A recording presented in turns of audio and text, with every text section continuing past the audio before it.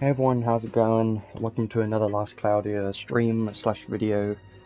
So today's a bit different because the internet's not letting me stream, so I'm just going to be recording this one. You can watch this later, it's going to be no different for you, so don't worry about that. So today, the main focus of today, obviously there's a new unit and a new arc in this update. Honestly, there's not too much to this update compared to normal, so this will be a much shorter video stream than usual. So first of all, let's quickly go over the news just to, make sure everyone is aware of everything that is in this update. I'm just going to be going through this quickly since I've already done this once. This is like the second time I've done this because the first time it didn't work because the stupid internet didn't work. So yeah. So today we've got new unit Lonardo. We'll be looking at him very soon in a moment. And we've got a new UR arc as well, which is definitely what I expected. The last banner was also a Descent of Heroes unit and a UR arc, so 2 in a row. That was what I expected though, because they did the same thing last year. I've got new story. I'm still trying to catch up on the story because the story, there's a lot of stages that I haven't done yet, so I'm kind of slacking on that. Definitely need to catch up on the story, but always looking forward to doing more story. Maybe Lonardo will show up in the newest story because Lonardo is a story-focused unit, so that would be interesting. Make sure to do that. I do like the story in this game. And we do have a new event. I do like this event because it has an event map, so that's always fun. There's not much to the event though, it's just a typical event with normal rewards in it and stuff. But we do get Hero Gacha tickets. The Hero Gacha tickets I'm not a big fan of just because they haven't updated that gacha in a while, and they really do need to include newer Descent of Heroes units in there, or at least update it, because it just feels like I don't have a reason to use any of these tickets because it's just not worth it because the banner is just kind of terrible at the moment. So I am hoping that they update that gacha quite soon. Unit test play quest, we've always seen that. Trials of the Summer Beast is back if you want to do that. Center of Heroes Festival banner. So not held unit Temple is back again. So if you know, this has had a problem recently. They kept removing it and bringing it back because they didn't know what to do with the problem. But now they have brought it back this time. Hopefully there's no problems with it this time. You can spend 3,000 paid crystals on this banner, and every single unit that appears will be a new unit, I think. And it goes up to Goddess Lilaha. Draws a unit that you don't already have in all slots from 1 to 10, so this is a very good banner. If you don't have a lot of these units, then try to pull this banner, even though it is paid crystals. 3,000 paid crystals to guarantee that you get pretty much all new units is a pretty damn good banner, so I do think this banner is definitely worth putting on if you don't have most of those units, especially Lilaha. Try to get her if you can, because she's still one of the better units in the game currently. Make sure to check the unit pool first of all though, because you never know what you don't have, just make sure to check it. Some promotions, shop updates. Here's something quite important. They have now updated the Descent of Heroes Festival list of units that can appear in those, and they've also updated the Crimson Ore Trading Space shop. So now in any Descent of Heroes Festival banner, it can go up to Arc, so it's now going to include Beast Affinity Ray, Emperor Leodor, Goddess Lilaha, and Shift Megius and Arc. So all these units will now appear in Descent of Heroes Festival banners in the future, and the current banner should include all these units too as well. So you do have a chance to get one of these off banner, which is very nice because these are great units. I think Lilaha is definitely the best one here. Lidor is still a amazing unit for sure. Those are the main two. Arc is still a pretty good breaker in PvE content, so I do think those 3 units are probably the ones that I would consider using.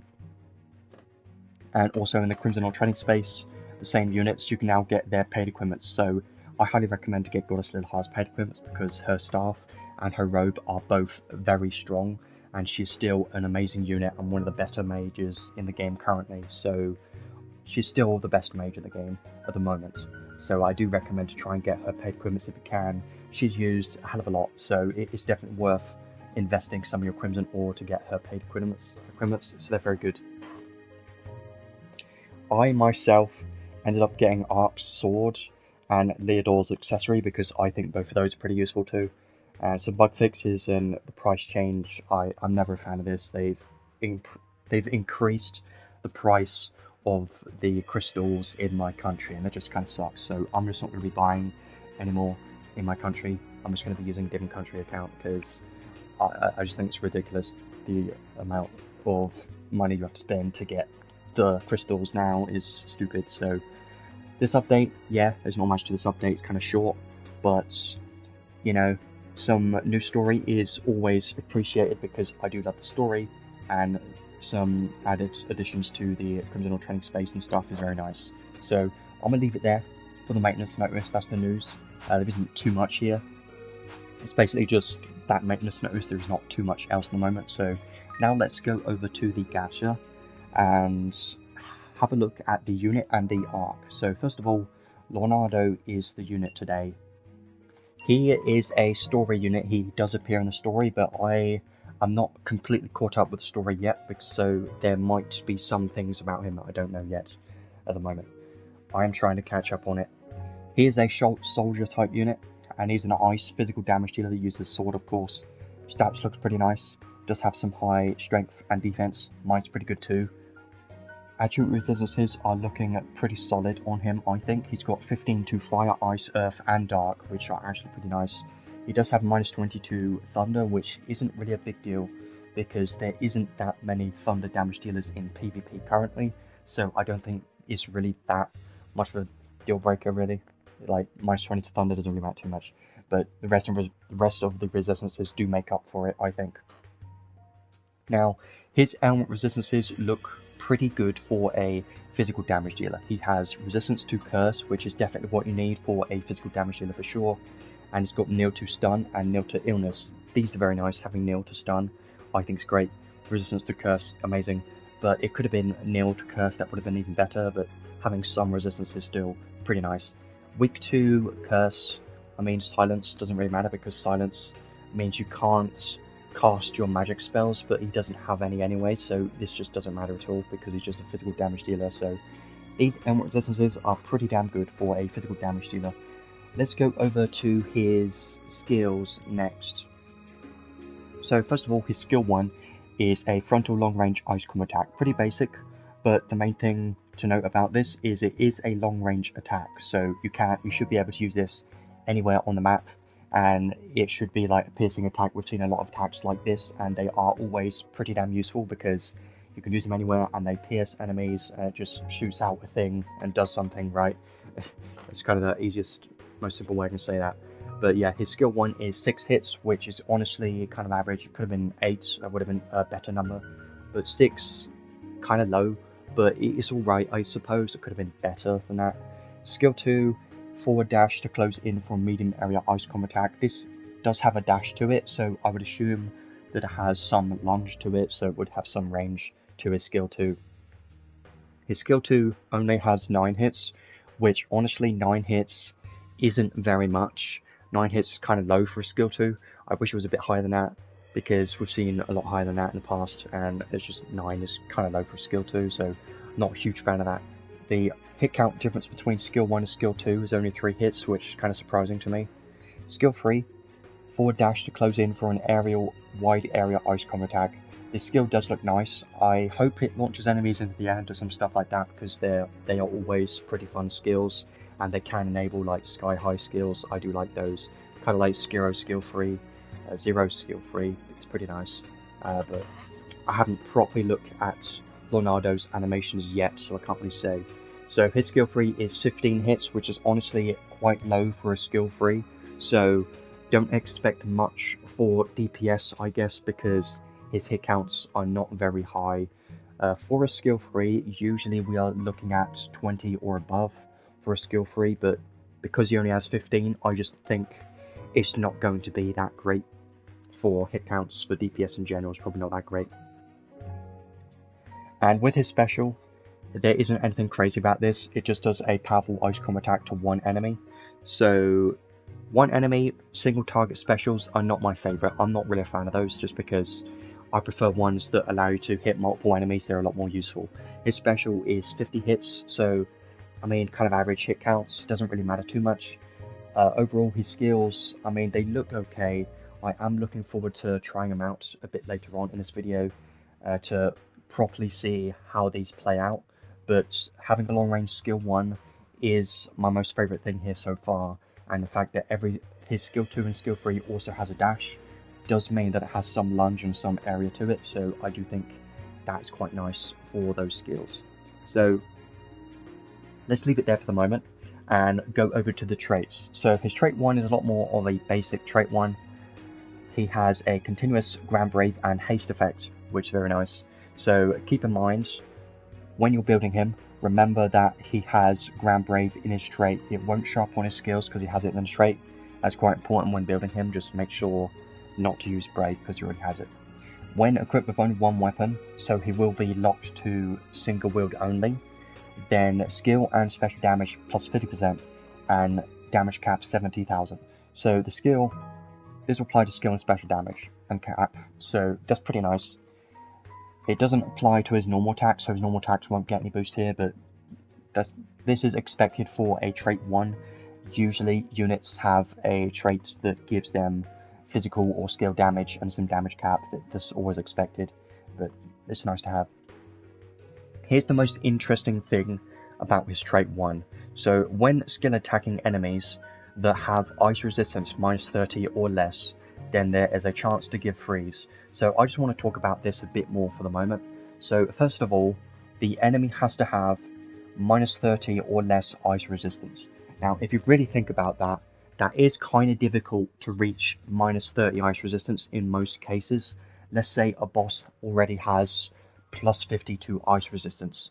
You're basically never going to be able to reduce that to -30 at all, because the Opolis arc skill can reduce it by 50, right? So now you've gone to 0, and the only other way you're going to be able to reduce that even further is from circles and maybe potentially ice resistance debuffs. If you can have both of those debuffs as well as the Opolis weakness debuff, then you could potentially reduce it to -40, which would be enough. But it is quite difficult to reach that because you do need to have a max level Theopolis arc skill, and that debuff is only 40 seconds. So if you only include weakness and circle, that is -40, and that means you can only reduce the enemy's resistance to -30 if they have 10 resistance or less, because if they have more than that, it's going to be quite difficult to reduce it even more. So I do think that trying to reduce the enemy's resistance to -30 is going to be quite difficult in most cases. And let's talk about freeze here for a moment. So what is freeze exactly? So if you haven't seen freeze has been a thing in some boss stages. There is a stage in the maze, and the boss inflicts freeze on your units, and it's quite annoying. And freeze does not count as a basic status element because it isn't here. But freeze is a status element, so just keep that in mind. It's not a debuff or anything, it is a status element. It counts as a status element. It just doesn't show up here because it doesn't count as a basic status element. Think of it as like a tier 2 status element that doesn't show up here. That's probably what I would think of it like. Freeze is very similar to stun. It kind of does the same thing.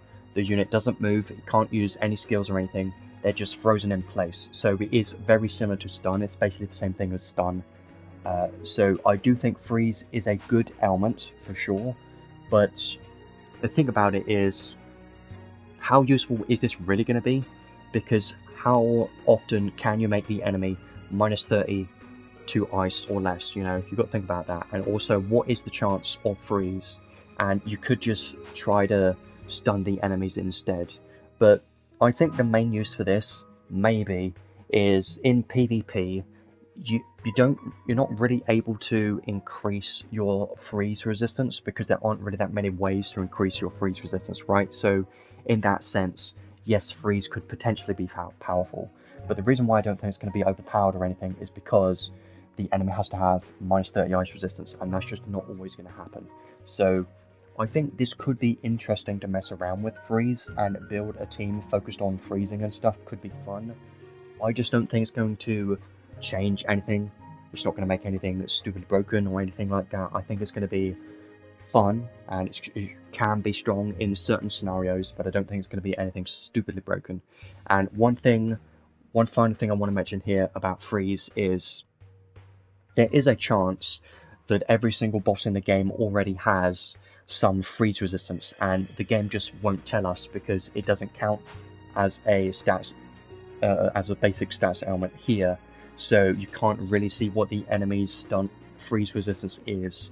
So because of that, there is a high chance that all of the harder bosses in the game are going to already be nil to freeze, and you're not going to be able to reduce their freeze resistance. So because of that, I just think freeze is not going to be that useful. It's not going to change anything, but sometimes it could be useful. So it's more of a niche thing. It's kind of like a stun, but more difficult to use really. So now let's move on to his trait 2. So offering a power, his trait 2. When the skill Soul Steal's cut HP effect activates. So let's have a look at this skill first to properly understand exactly what this trait is going to do. So when Soul Steal's cut HP activates, which if we go down here, it is this skill right here. So Soul Steal at the start of the battle, and after a set amount of time, it cuts all allies' HP and restores this unit's HP. So this will apply at the start of the battle and after a certain amount of time. Don't really know what that time is, maybe every 10 seconds or something would be quite nice. So at the start of the battle, it's going to cut all your allies' HP, and after a certain amount of time it's also going to cut your allies' HP. So whenever that activates, then it's going to do this trait right here. It's going to give Lonardo, this unit is going to give this unit the Offering of Power buff. Now what does this buff do? Well, this buff, when you have this buff active, it gives you more hit counts for your skills, and it also increases your stats. So first of all, giving you 2 more hit counts for your skill 1, 4 more hit counts for your skill 2, and 6 more hit counts for your skill 3. So let's go back to the hit counts for a moment. So his skill 1 was 6 hits, right? So we did have 6 hits, but now it's going to get 2 more hit counts when you have this buff active, which means you're now going to have 8 hits, which is pretty nice for skill 1, I think. And then his skill 2 is going to get 4 more hits. It was 9 before, so now it's going to go up to 13. 13 still isn't anything crazy for a skill 2, honestly, still quite low. 15 would have been a more acceptable number, but 13, I mean, can't do much for that, but it's better at least. And his skill 3 is getting 6 more hits. It was 15 before, so now it's going up to 21 hits when you have this buff. So this is increasing his hit counts to make it more of, more acceptable hit counts. Like, it doesn't make them very strong amount of hit counts, it just makes them more average and acceptable. So I do think that's quite nice. But as well as that, it boosts the unit's strength, defense, intelligence, and mind when you have this buff. When you have this buff, so when this buff is given, it boosts each of unit stats by an amount equal to 15% of living allies total for that stat before the battle start. So just to make this a bit more simple, when you have this buff, it boosts this unit stats by 15% of allies stats. So let's say you have a tank in your team, right, and that tank has like 5,000 defense, then 15% of that 5,000 defense will now be added to Lonardo when he has this Offering of Power buff, which sounds pretty nice to me. And you could build an interesting team around that, like have if you have a tank and you have a high strength physical damage dealer, then those stats, 15% of those stats are going to be added to Lonardo, and it's only before the battle starts. So before the battle starts, it's going to be those stats. So that is exactly what the buff does, and I think it's quite a nice buff there. But there are other effects here. So when this effect activates, so when the Soul Steal's cut HP effect activates, you also get restore 1 SCT stock for 1 skill. If you think about that for a moment, I think this is quite strong for restoring SCT, because this will apply at the start of the battle. So that's basically like a free quick trigger, pretty much. But you can also stack it with quick trigger to have another skill stock, so that's pretty nice. But this is also going to activate every single time the Soul Steal cut HP activates. So whenever Soul Steals activates, you're also going to get one SCT stock for a random skill. So I do think this is quite strong for SCT, because if it is like 10 seconds for instance, then it is going to restore his one random skill stock every 10 seconds. If it is 10 seconds, I don't know yet, but I'm just guessing. That would be pretty strong, right? So I do think it's pretty nice for restoring SET. We've also got damage taken minus 30%.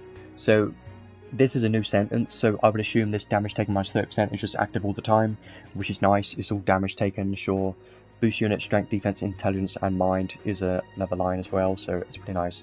So overall, I do think his trait 2 is the most interesting trait for sure, and it's more, you know, the main effect of this trait is the Soul Steel's skill, right? The Soul Steel's skill does synergize with this trait 2, and that's like the main effect of this trait.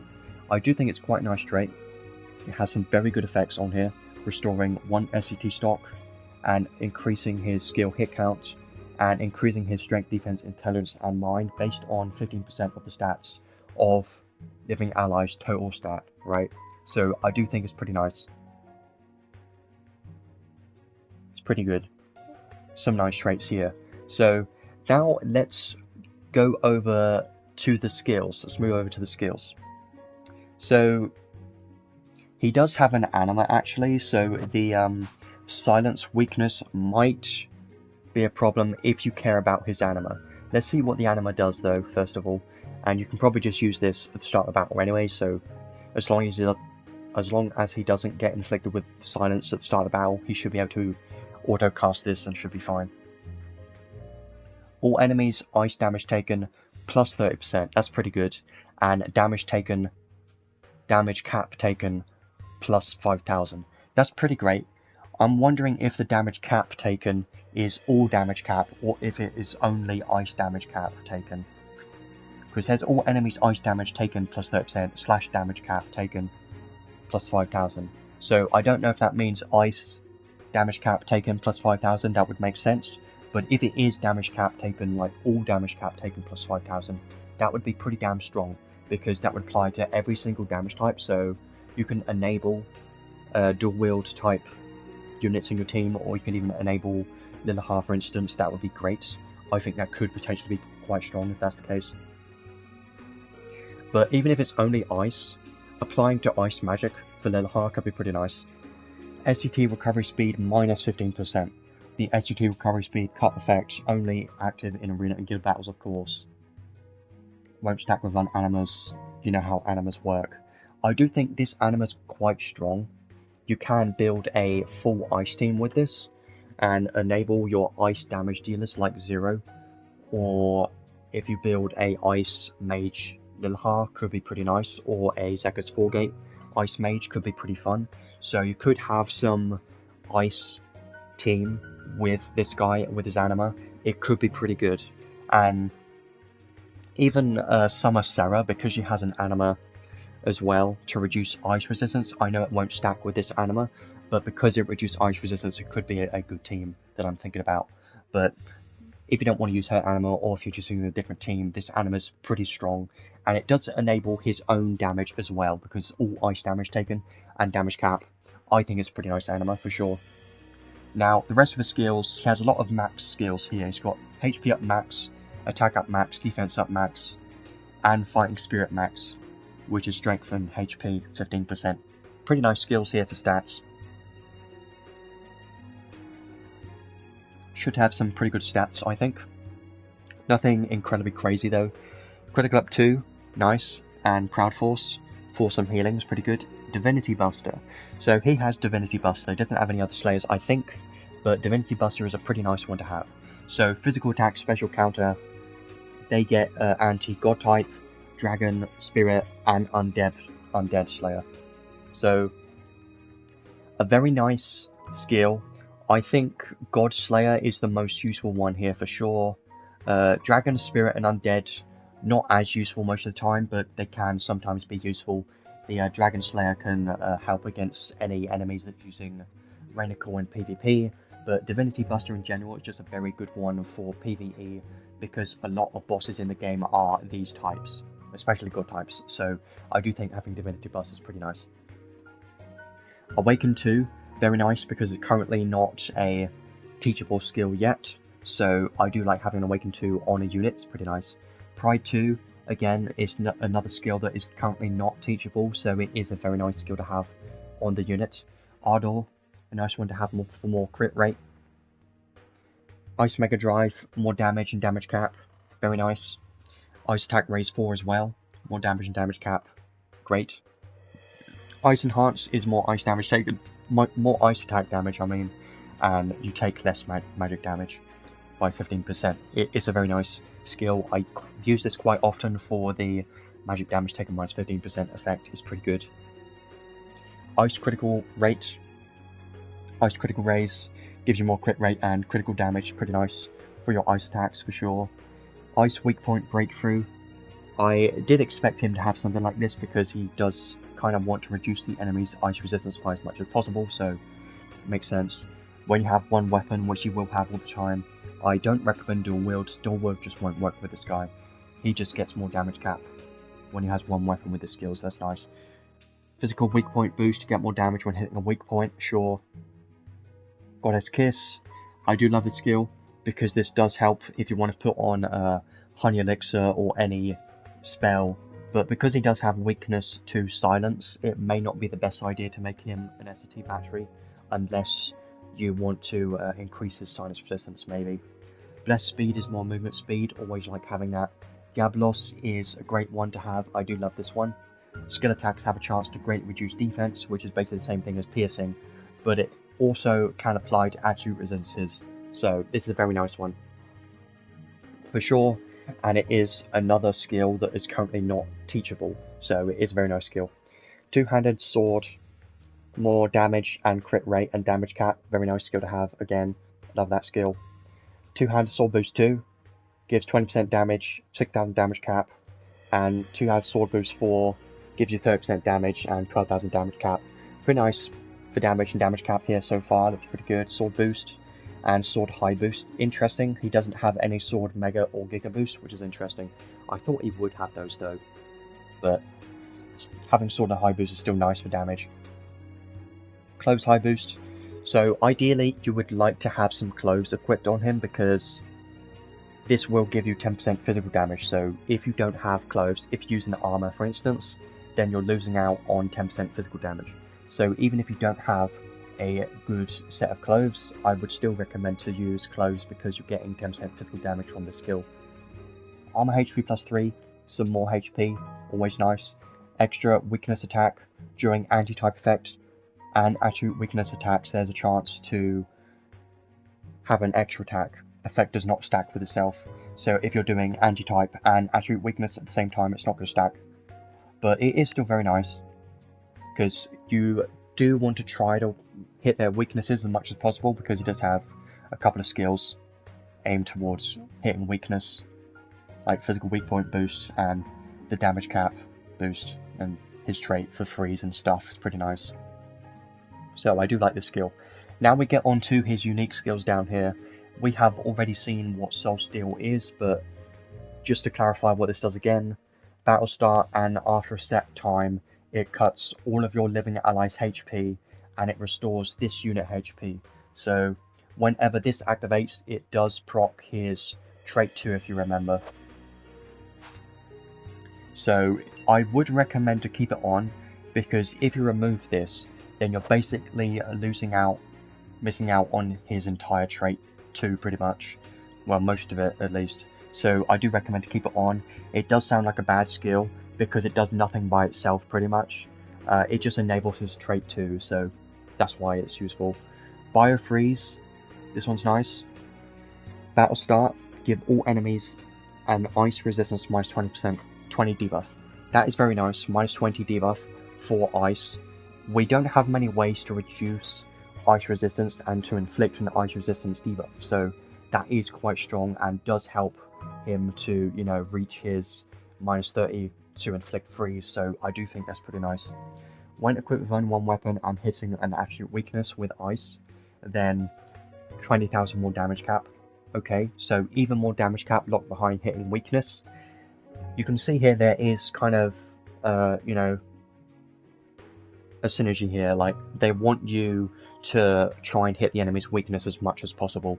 Otherwise, you're going to be missing out on a bit of damage and quite a bit of damage cap, and his freeze, so you're missing out on quite a lot if you're not hitting weakness. Solidification, continuous ice wall 2 effect to this unit only, that's pretty nice, and continuous high protection effect, that's pretty great too. Continuous high protection, take 35% less damage from all physical attacks, pretty useful for sure. And the final one here, harvest time, when physically attacking, there is a chance to insta-kill enemies, obviously excluding bosses and arena and guild battles, so it just helps against, you know, waves of enemies. At the start of the battle, when there is a dragon type enemy, recover 2 SCT stock for 1 random skill. This is pretty damn strong. So if, let's say, if there is, let's say you're going into an arena battle and someone's using Rainical, which gives the unit a dragon type, then Lonardo will get 2 random skill stocks for one of his skills, but he will also get another skill stock from his trait too as well, so that's 3 random skill stocks, which is pretty damn strong, and you can make that 4 if you teach him quick trigger as well, so that's quite a lot of SCT. But that does mean that there has to be a dragon type enemy on the enemy side, so that isn't always going to happen, but when it does, it's quite a good amount of SCT.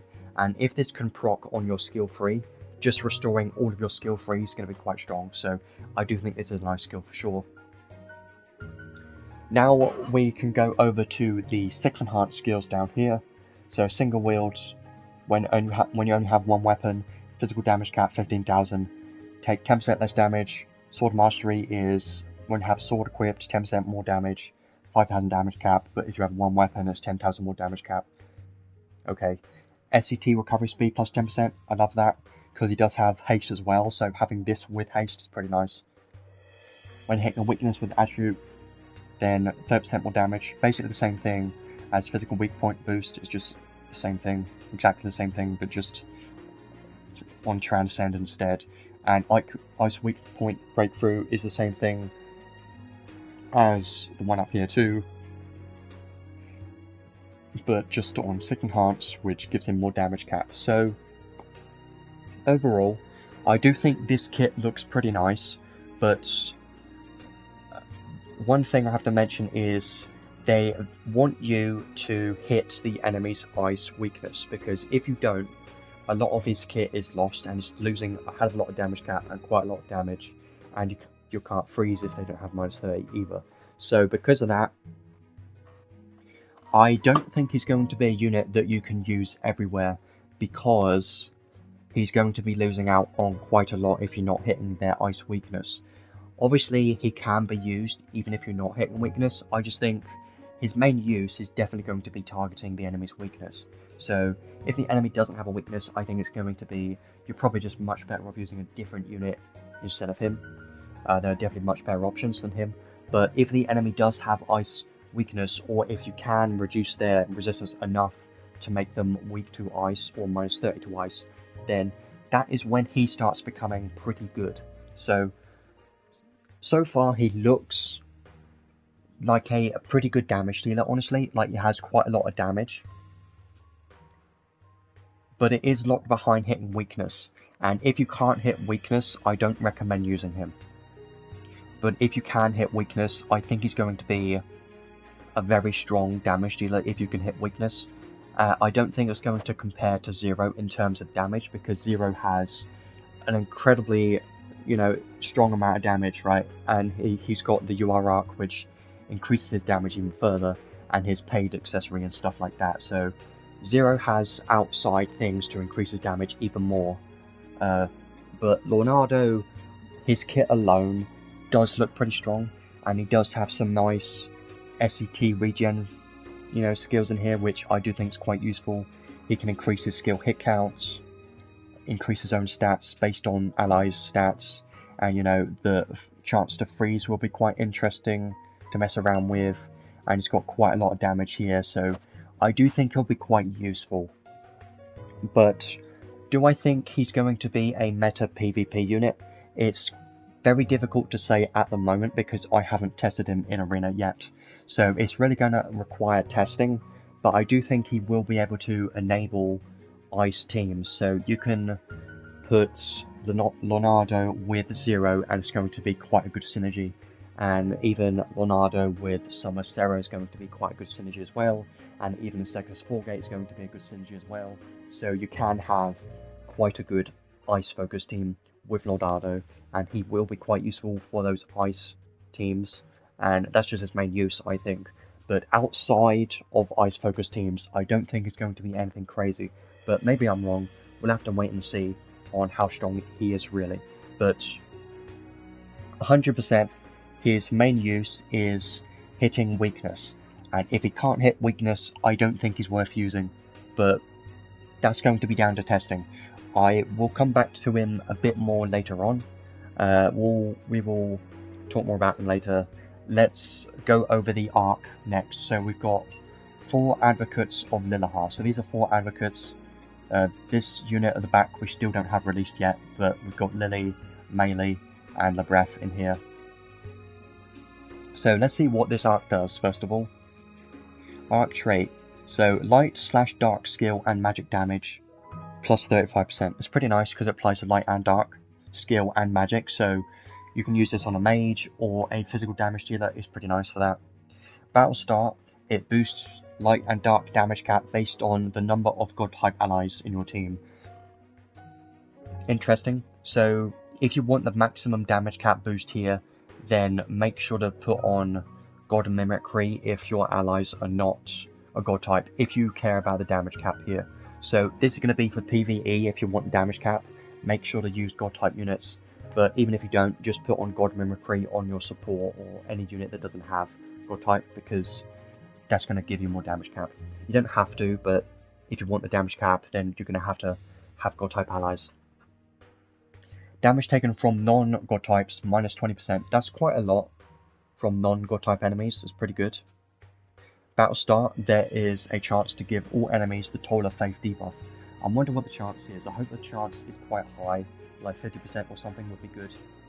Mind, minus 20%, and every 6 seconds it cuts the MP. The MP cut effect is only effective in arena guild battles. So this trait seems interesting to me. It's got quite a good amount of effects here. It doesn't have an arc skill, so they do say that they make the trait more powerful, in quotes. It's not always the case. I can see it though. It's got a lot of effects. First of all, you've got 35% damage for your light/dark skill magic attacks. You can get 4000 damage cap, and you can also take 20% less damage from non-god type enemies, which is quite a lot if you think about it, because all damage taken. So that's why I think quite useful. And then this debuff, if it does activate, reduces their mind and cuts their MP every 6 seconds. I think, honestly, this debuff could be quite useful, because this mind debuff, because this is a unique debuff, right, is Toll of Faith debuff. So this mind debuff will stack with a mind debuff as well. So because of that, I think it could be quite useful. And also cutting MP every 6 seconds could potentially be useful too. So I think this arc trait could be used in PvP for sure on some units. Even if you're not using it for the damage or the damage cap, you're going to be able to take less damage from non-god type enemies and inflict this debuff on if you put it on a support, for instance. So I do think this will be quite a good trait. It's quite nice. I don't think it's anything game changing though, but I do think it's pretty strong and can be fun to mess around with. So now let's go over to the learnable skills. The learnable skills on this one I think are the most interesting. The best thing about this arc I think are the learnable skills. So Terror Jail, I think we've seen this before. Damage taken from enemies with stats elements by 10%. I never use it. It's not that great because 6 SE is kind of expensive for this. They have to have stats helmets, so I don't think I'll ever use it. But the main one here, Dog Eat Dog 2, this is the first time we've seen this. For 6 SC, skill damage plus 20% against non-boss enemies. Now, you know why this is so good? Because you're getting 20% skill damage for 6 SC, and against non-boss enemies, yes, this does apply in arena and guild battles. So because of that, this skill is going to be amazing for your PvP focused team. So on your 0, you can now increase his damage even more. On any of your physical damage dealers, they can now have even more damage because of this skill. This skill is new, it's the first time I've seen this, and I don't think it's on any units currently. It's probably going to be in the future, I would assume so. But it is a very nice skill to have, and you can teach this on any of your units for PvP, and this will be an amazing skill. 6 SC for 20% skill damage is amazing. One of the better skills for sure. I do love these skills. These are my favourite skills in the game because these are stackable. You can stack this with Dog Eat Dog as well, and other damage skills for more damage for PvP is going to be very good. Goddess's Favour. So damage to human types plus 10% and damage taken from human types minus 5%. Honestly, for 7 SC, I don't think it's that worth it, really. I think 7 SC is too expensive for what you're getting here. Yes, it is all damage to human types and all damage taken from human types, but 10% and 5%, I just don't think it's worth it for 7 SC, and they have to be a human type, so I just don't think I would ever use it if I did have this. Dark Critical Rays, I've never seen this. I never really use these because 12 SC is just way too expensive. And we've got 2 more skills down here which I think are very good as well. We've got Infinity High Boost. Light/Dark Magic Damage 30% for 8 SC is amazing. It's a very good skill. And the same thing, we've got Infinity Drive, Infinity High Drive, Light/Dark Physical Damage, and Special Damage plus 30% for 11 SC. 2 very good skills here. So I do really like these learnable skills, and I would love to have these because Infinity High Boost and Infinity High Drive and Dog Eat Dog 2 are very good skills.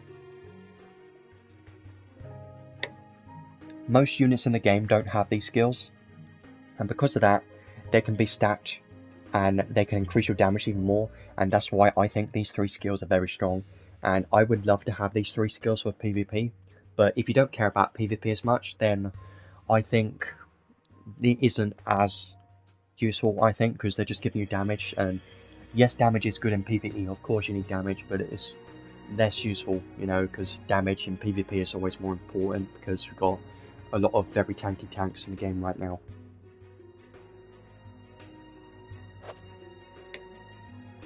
So those are learnable skills and the trait, very strong so far. Now let's go over to the Archive reward. Honestly, I don't think it's very good. So this is a non-attribute staff. Intelligence, MP, and Mind. What does the trait do though? Well, the trait, defense minus 15%, so it gives you a negative, right? It gives you a negative effect right here. But you must think, oh, because it gives you minus defense, it should give you a very strong effect. Well, not really. Boost regular attack damage based on intelligence. So this is basically like Thaumaturgy Ring, but for your normal attacks only.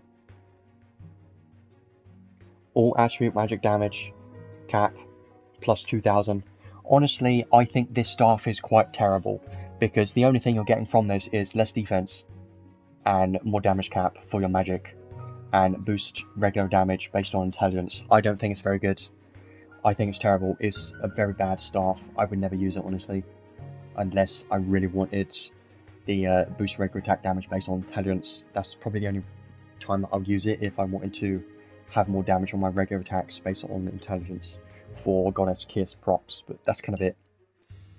So overall, I do think this arc is pretty strong. It has some very good learnable skills for PvP, and the arc trait looks pretty strong too for PvP and just in general. I think it's a pretty good arc trait. So I do think this arc would be very nice to have, and I would love to have it personally, and I will try to summon for it, but I'm not going to be summoning that hard because I believe there is going to be a collab coming up very soon. So let's leave that there for the moment. I will be coming back to these a bit later on. We'll leave it there for now. Now let's go over to the trading space. So I want to have a look at Lonardo's paid equipments because I haven't had a look at those yet. His paid equipments right here. He's got 2 paid equipments. He's got a sword first of all. This is a ice attribute sword, of course. Gives you a lot of strength and HP. Pretty nice. So what is the trait on this sword? When equipped with only 1 weapon, ice skill and special damage 30% and damage cap 8000. That's pretty nice for a sword. 30% damage, 8,000 damage cap, pretty good. When skill attacking, if the enemy has ice resistance, then give resistance -5 and deal damage. This effect here isn't that crazy if you think about it, because it is not a debuff. It's kind of similar to piercing in a way. You know the effects where you get a guaranteed piercing for all of your attacks, basically that, but to ice resistance instead. So if they have, let's say, 10 ice resistance, then it's going to basically make it think that it's 5 instead of 10, and if they have 5 resistance to ice, then it's going to make it 0. So yes, it can be useful sometimes, but I just don't think it's that great. So I think this sword is definitely good. It gives you 30% damage, and 8,000 damage cap is pretty good. The effect here that makes it -5 ice resistance when they have ice resistance just doesn't really add that much. Like, very small effect there. So I think this sword is okay, it's good, but nothing crazy there. Now let's go over to the cloves next. HP, defense, and mind, okay. Physical and magic damage taken -20%, pretty good. Skill, damage to non-boss enemies plus 20%. Plus 20% skill damage to non-bosses is pretty good because this will apply to PvP all the time. So because of that, that's pretty damn strong right there. Continuous high magic barrier effect, that's pretty strong too. Continuous high magic barrier, pretty good. And HP/strength plus 15%, that's pretty good as well. But as well as that, look at the absolute resistances. You're getting +5 to ice and the light, and you're also getting +10 to thunder. So I do think these cloves are pretty good, and if I were to choose one of these two, I would highly recommend the cloves. If you care about PvP, definitely get the cloves. But if you don't care about PvP as much, if you want to use them in PvE more, then the sword would be better. But I would say it really depends on what you have on your account, because if you already have a lot of good swords but not as many good cloves, then just get the cloves, because the cloves are the best option, I think, for sure, because you're getting a lot of effects here. You take less damage, do more damage, you take even less damage from magic, and you get 15% HP and strength. It is a very good cloves, and if I were to get one of these, I would definitely get this, and if I do manage to get the unit, I will 100% be getting these cloves. That's a guarantee, so that's just if it happens. So I do think he has some very nice pet equipments, but his cloves are definitely better than his sword, but they're both very strong. So can't go wrong with either of them, honestly, but I would recommend the cloves over the sword. The sword is only if you care more about PvE for the damage cap, I think.